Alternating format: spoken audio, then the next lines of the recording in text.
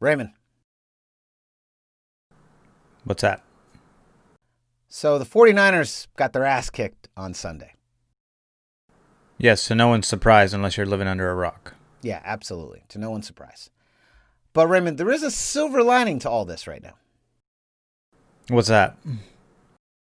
The Seahawks lost, baby. Hey, who knew that there was hope in the world? Absolutely. Every now and then, 2020 gives you a little something.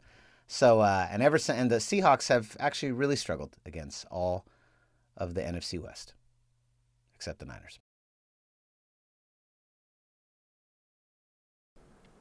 Way to bring it right back to that low point. I didn't mean to. It just happened. This is the GoldCast. Boom! Welcome to another edition of the GoldCast. We are the voice of the Bay. I'm your host, Rudy III, and with me is my brother, my co-host, Raymond Solis the first, baby. And for the first time, making his debut, a lifelong friend, a brotherhood, if you will, our boy, yes. Sean Shippley. What's up, buddy? How's it going, my friends? Oh, man. So good to have you. Brothers from a different mother. It's been a long, long time. It's nice to catch up with you guys. Yes, absolutely. It absolutely is. What a season, huh, Sean? Yeah, I wish it was on a more positive note. There's a reason why I'm drinking scotch on a Monday night. Love it. It is. So first of all right, I just want to get your take on a couple things real quick. All right. So that last season, how badass was last season? Let's just start there. Let's start with the positive first. So last season was incredible. I mean, the defense was, undeniable. It was amazing. The whole team in general just had a great vibe about it. There was an energy. I just equate it to it's just everything bounced our way. Like every time a ball went out of bounds, it bounced in our favor. Everything was on our side. It was destiny.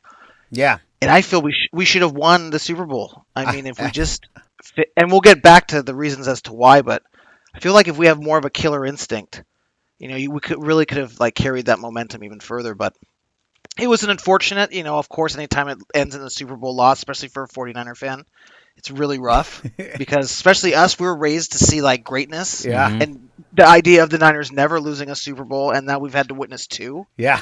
I mean, it's rough. It's very rough. And going into this season, I don't know about you, I pretty much assumed we were going back. I was like, we're going back. They're like, this. Yeah. We're gonna go. Everyone was healthy at the beginning. Everyone was healthy.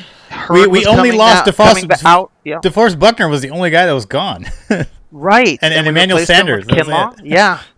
And look at it. Ayuk is filling in well for Sanders. I mean, Ayuk's a star. He's a stud. He's gonna be for years to come. For sure. I mean, there was a lot of promise coming in. I was excited about Hurd. I mean, that's a big possession receiver that kind of goes under the radar. You got Jennings, 7th round draft pick.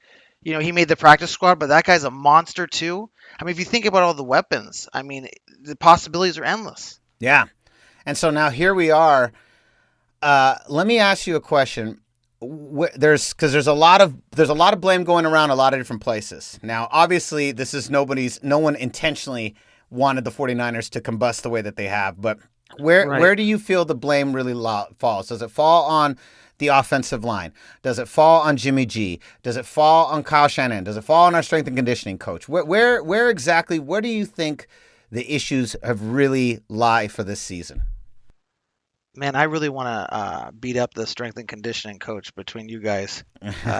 What is going on there? Because I've been hearing stories about their practices. Yeah. I mean, have you heard about that? Some of the internal leaks about how they're practicing nonstop in pads and helmets the entire time, and there's an equation here of look at how many embarrassing injuries are happening. Yeah. I mean, now that's no excuse. There's a lot of blame to be pointed to a lot of people. One thing that I've noticed is in drafting, I think there's an arrogance in not drafting or putting more attention on the secondary. We've avoided it 3 years in a row. We've avoided it, and it's coming to a head now because when you have a luxury of an extreme front that like is constantly pressuring the quarterback, you can get by with mediocre cornerbacks. Or with a secondary that doesn't hustle as much, but you get exposed once that rush is gone. And that's what's happening. Or fragile players like Jaquiski Tart, who just, I know he's from the Trent Baalke era, but he just can't seem to stay on the field consistently. And Jimmy Ward had that same issue up until last season and this year, when these are the healthiest two seasons he's had in his entire career. He's gone from glass cannon to Iron Man for some reason. I don't know what he's doing differently, but he's one of the better guys we have. And Emmanuel Mosley, I feel like there's things I love about Emmanuel Mosley, but then there's times when he just gives up the big play. It's not as bad. He's like a better version of Dante Johnson, where Dante Johnson goes in there, he's going to give up everything. And Emmanuel Mosley, he'll give up like half. So I don't know. We clearly need a corner because Richard Sherman's too old. His injuries are catching up to him. The calf that he injured, where he tore his tendon, that's been bugging him all season long, and he's missed the half the season. As a result, I think he's going to come back after the bye because he's been brought back from IR. But at the same time, who's going to fill in that other corner? Akello Witherspoon just doesn't seem to want to tap into whatever potential we saw in him. Emmanuel Mosley's a bit hit and miss, and everyone else is, they're backups and third strings for a reason. So we've been preaching that too on the show. Is like, I think this upcoming draft, I think cornerbacks got to be in the top half of the amount of picks we've got versus them sitting in the bottom half and hoping that you strike gold on some cheap late draft pick. I just don't think you can bank on that anymore. Yeah. Totally. Yeah. I have a question for you. So let's get also to the big elephant in the room, of course, right? So we all saw, and we'll tie it into this game right now that we just had against the Saints, right? We all saw the bludgeoning of this game, and once again we see that, unfortunately, Nick Mullins has not played at the level that he played last year or 2 years ago in 2018. He is just really, really struggling this year to maintain any type of consistency, and that O-line is not doing him any favors. So now, looking at that, where do you stand on Jimmy G? Where do you stand on Jimmy Garoppolo? Do you feel that he's not at the level, or do you think it was just his injury his whole time? Because everyone's kind of really split on where Jimmy G is. Where are you on the Jimmy G situation? It's very hard for me to admit this because I was early on the bandwagon of Jimmy G can do no wrong. I really believe that he brought a lot to the team. I still do believe he brought a lot to the team. He's a winner naturally. He just has that aura of winning. And because he had that, more people free agent wise wanted to come to the 49ers to try to build something, a momentum. So he did a lot for the team and he does a lot for the team. But like, I equate it like this. If you have 2 minutes left in a game, you're down by 6. Think about the top 5 quarterbacks you would want. Jimmy G doesn't come in the conversation for anybody. And if you're going to be the 49ers quarterback, and if you're going to be taken in the promised land and beat these elite teams like the Seahawks or the Chiefs, or even the upcoming, we don't know about the Bucks, but maybe even the Bucks, if you're going to beat any of these teams, or even the Cardinals, you're going to have someone that's a gamer and puts up points. We have to score points. And you just don't see that from him. There's no consistency, and he buckles under pressure. Ray, how do you feel about that? I feel like we've seen that this year, and it's been a combination of the ankle and the offensive line playing really badly, and then the same weapons that he had last year all year long are not there. Deebo Samuel's been in and out of the lineup. Brandon Ayuk's been a one constant, although he didn't start the season the first couple games. But ever since he's been there, he's been great. He's been Deebo 2.0, and he's actually a little bit more athletic and durable than Deebo. So having them both on the field at the same time just makes this offense so much more dynamic, and we just need Deebo back to give us that little extra oomph in the offense. Because Jeff Wilson Jr., he's not, he's a backup. He's a special teamer for a reason. Special teams lost this game. The defense played amazing. Hell, they outgained the Saints in almost every category except for points. We even knocked Drew Brees out of the game, and I disagree with that call on DJ Jones. I thought it was what's the guy supposed to do with his whole entire body momentum as it's falling in the middle of the air? He can't telekinesis his way out of that. So I don't understand that call. But I think in 2017 Jimmy had some comeback wins. In 2019 Jimmy had some comeback wins, like 4 or 5 of that, including the Saints game. So he has it in him. It's just not. It's not. Montana Elway level, and that's really, I mean, that's a tall order for anybody. Tom Brady is a rare exception. Drew Brees, to a lesser degree. Aaron Rodgers has that moxie, but outside of those guys, there's the list of quarterbacks you want in that 2-minute drill. I mean, Ben Roethlisberger's another one to put in that category, but you've got maybe 5 guys that you would want in that scenario. And yeah, I don't think, I would, if I have to choose between those 5 quarterbacks, a Brady, a Rodgers, a Brees, a Roethlisberger, or a Russell Wilson, who's the best in the game at coming back, then yeah, I'm gonna I'd probably choose Russell Wilson over any of those guys, just because he's unbelievable at it, and the defense is absolute trash, and he just carries the team. It's insane. I hate to see it because I don't care for the Seahawks. You got to go to the 12th man cast, the 12th cast to get all that praise. You're not going to get it here. But if I had to pick one, yeah, I wouldn't pick Jimmy G, and that's unfortunate because I felt like he had some of that moxie early on, but he lacks mobility to get out of trouble. He kind of gets really, you sit behind Tom Brady for X amount of years. You see Tom has that same kind of presence in the pocket. He loves to sit in it, and he loves to kind of make that throw, and he moves around a little bit, but it's very seldom. And Jimmy G has that same, he's just mimicking what exactly he's been exposed to all these years.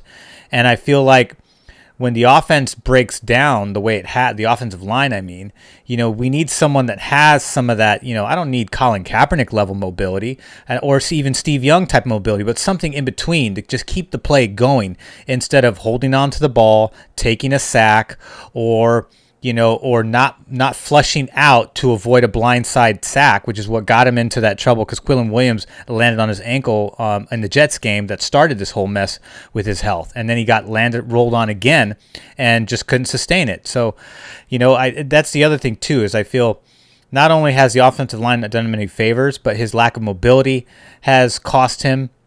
And the fact that he's just kind of soft. We've said it in the cast before. I feel like Jimmy G is kind of soft in terms of durability. I don't doubt his mental toughness, but his physical toughness just doesn't seem to match his mental toughness. Yeah, that's the tough part, right? Like, what do we do? I was saying this, we said this a couple weeks ago too. Like, if you look at Steve Young, right, Sean? Like, Steve Young, it took him several years to really develop into the quarterback he became. But that's because he was on the field playing in real time, gaining the experience points.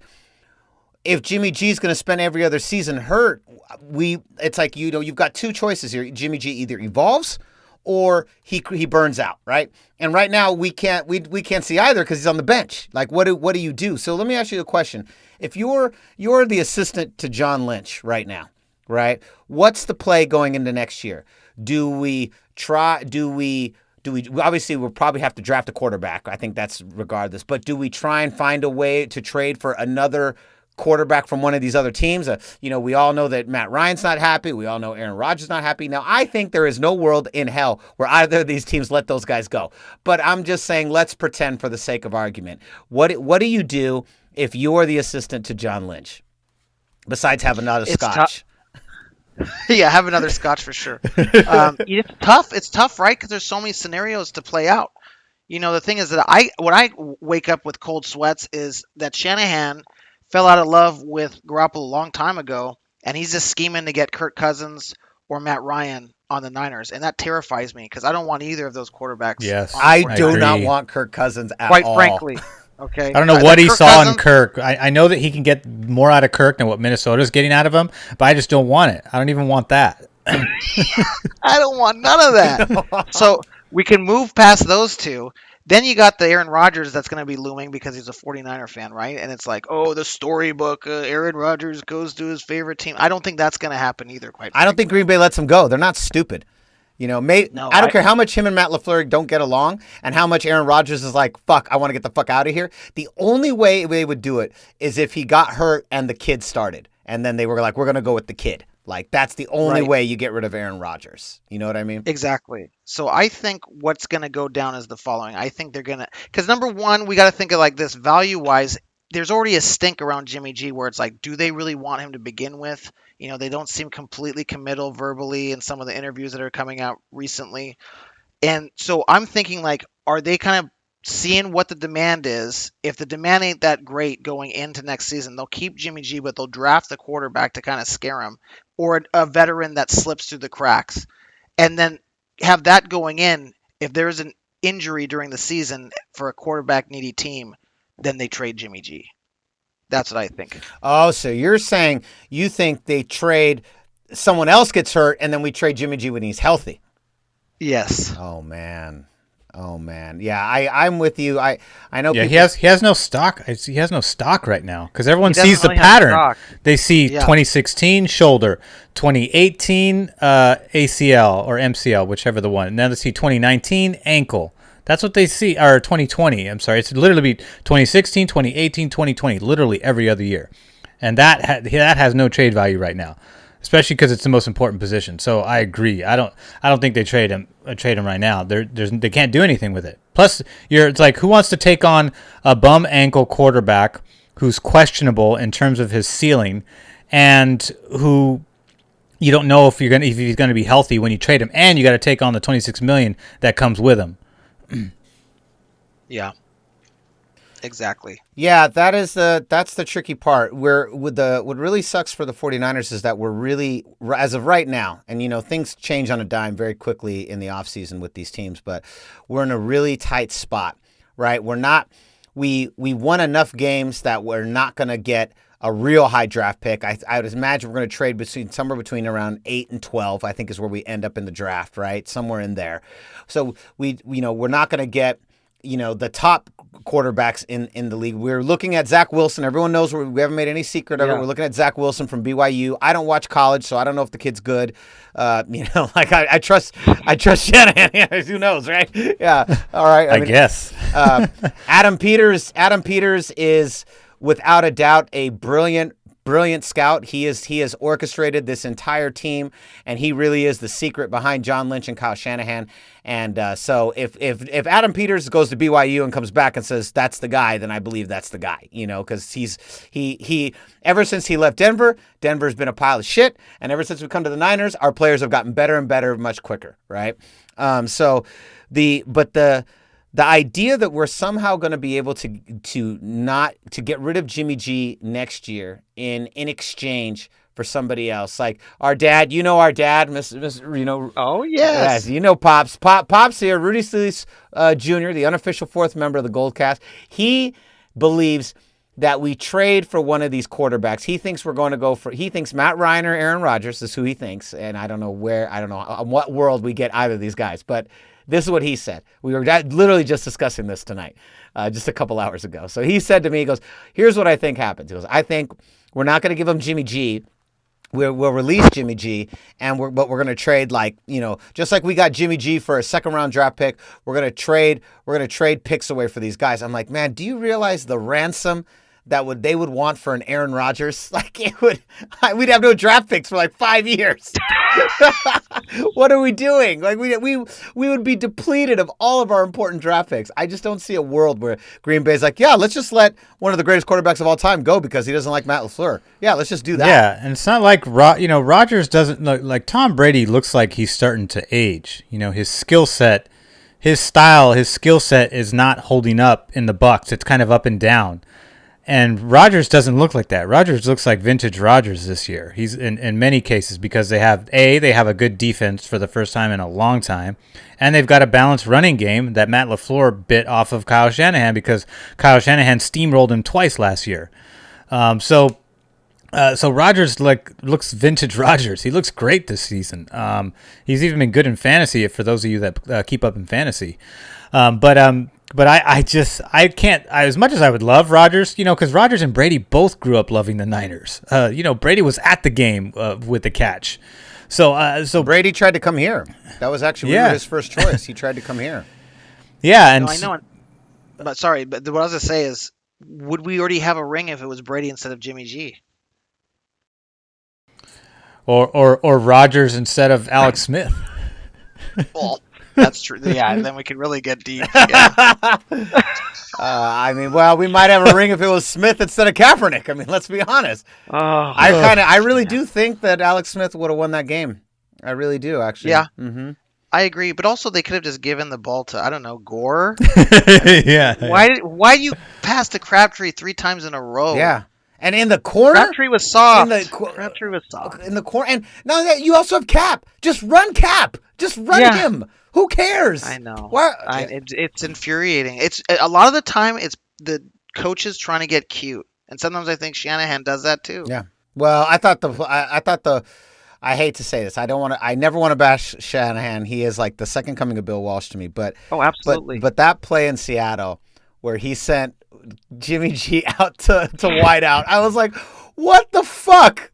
Who the fuck thinks for 1 second they're gonna throw to Jimmy G? Like Jimmy G can't run at all. Who are we kidding here? Like, and they just swarmed. They swarmed. Who was it? Was it Jerick McKinnon? Who was it? Ray? Who was it in the back? It was a direct snap to Jerick McKinnon. It was a direct snap to Jerick McKinnon, and I'm like, who on God's green earth believed for 1 second that play was going to be anything other than Jerick McKinnon running? I mean, I was like, I don't even play professional football. Yeah. I was like, that was the worst play I've ever seen Shanahan call, ever. That was the worst play. It was his ego. Yeah, I know. It was just silly. Yeah. Yeah, absolutely. He's still a genius. He is still. Outside of that play, everything else is amazing. He's still batting hard to keep up. 99.9%, okay? Yes. Well, I mean, it goes back to his dad, like running backs. You remember when he was the head coach of the Broncos? They would bring in just a truck of like no-name dudes. You get 1,000 yards. You get 1,000 yards. Yeah. It's like, right? And then like he taught to his son. I mean, Mostert. I mean, this dude's been on how many teams? This dude would not have gotten the yards that he's gotten if he went to any other team. Yeah. No, and every single game that Mostert's in, it's every single game within the first 2 quarters, he breaks off for a 70-yard run every single game. It never fails. He does it every week. Every week he does it. Yes, he's just not healthy to do that right now. Like everybody else, half the team's dead. Yeah, that's the other thing. Now, does this really fall on the strength and conditioning coach, Sean? Where do we end up when we're in this position right now where literally every year of Shanahan's tenure, except for 2019, we have been the most, and we've actually been the most injured team going back to Harbaugh's last year was that way. Chip Kelly's year, Tom Sula. I mean, we've literally spent at least 5 of the last 6 years in the top 5 most injured teams in the league. What the fuck are we doing wrong? What are we doing wrong? Yeah, so I don't know what's going on with the team. You know, I jokingly talk about the strength and conditioning coach, and I want to punch him in the face, but I'm sure they're a nice person. But like, so what is going on? I know that this is a new strength and conditioning coach, and they had one before, but what are they doing to these guys? Like, because I mean, it seems like a happy team, so I doubt they're doing anything super crazy, but. I don't know, is something in the water? Did someone do a voodoo curse on us way back when? I don't know, but it's bad. Yeah, wasn't it Chase Claypool, the rookie wide receiver out of Pittsburgh, that said that they don't wear pads on Thursday? And it's been a huge benefit to their durability throughout this latter half of the season. So I don't know, maybe an adjustment like that needs to happen. I mean, Rudy, you were saying before the cast that someone's head's got to roll. Do they really go that same route and fire another strength and conditioning coach / staff and try to do something different? They were supposed to have some kind of innovative bridge between the medical staff and the strength and conditioning staff that doesn't normally exist in other locker rooms. Well, it looks like that bridge has been burned. That's what it looks like. It's been burned to the ground. Or the bridge towards ACL and fell into the water is what it looks like. Yeah, the bridge is injured now. Yeah, the bridge is injured. Okay, here's what I think happened. So as I understand it, and I haven't fact-checked this. This is just going off pure memory right now because, just talking. I believe the guy that we got, he was from the Philadelphia Flyers, right, from the NHL. And we brought him over because they had spent like 3 years of like no injuries on the NHL, or like the lowest amount of injuries, blah, blah, blah. As I understand it, they brought him over, but he's not the head of the strength and conditioning program. There's a guy above him. So I think what happens is they get rid of that guy and then they promote the NHL guy.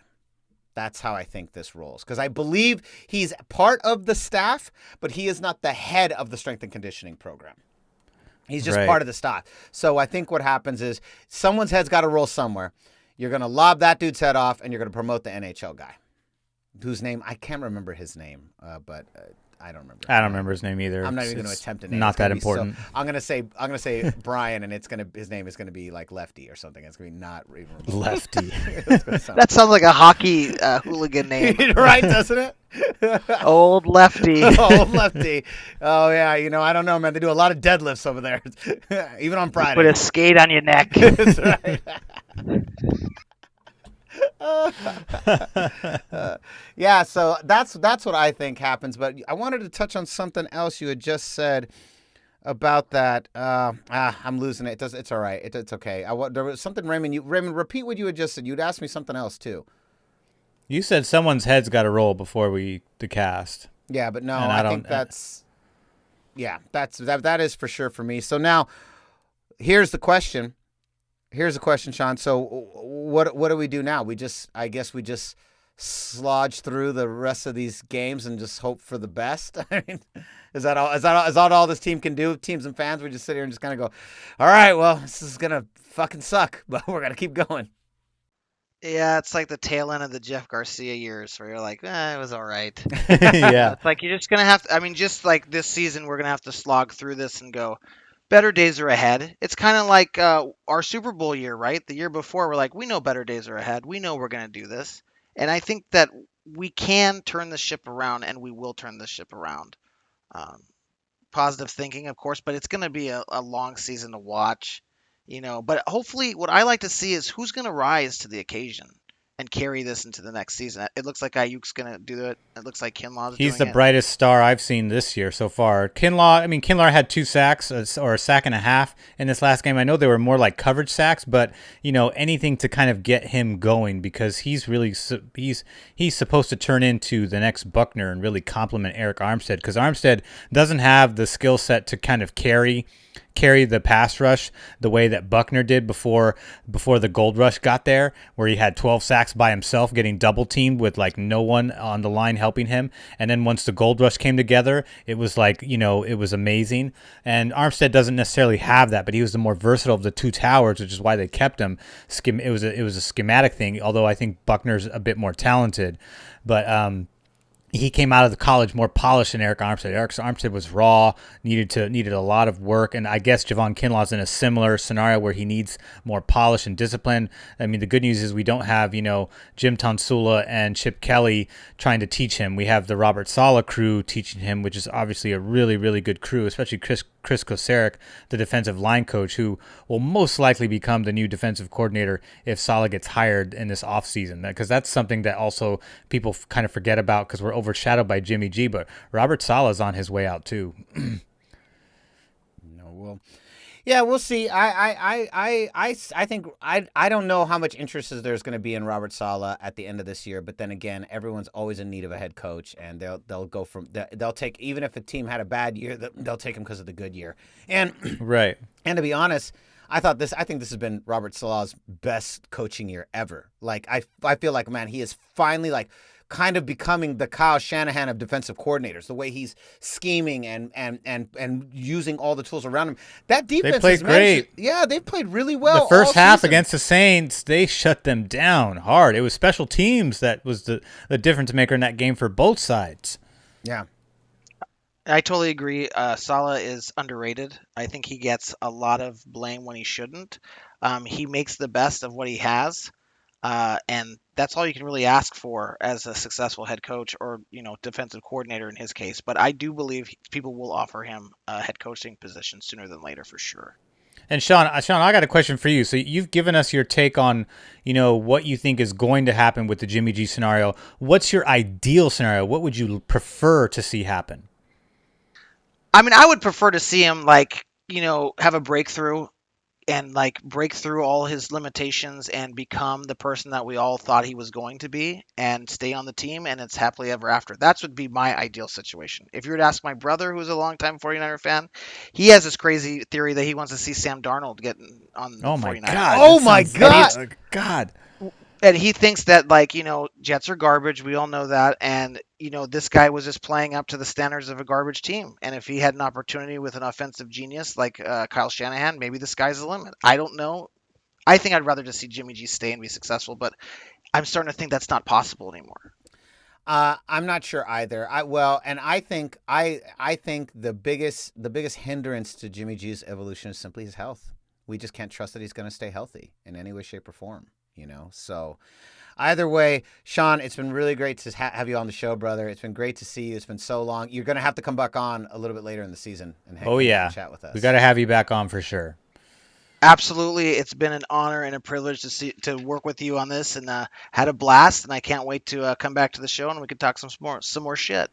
And so concludes another edition of the GoldCast. We are the voice of the Bay. I'm your host, Rudy Solis III, and with me is my brother, my co-host, Raymond Solis the First, baby.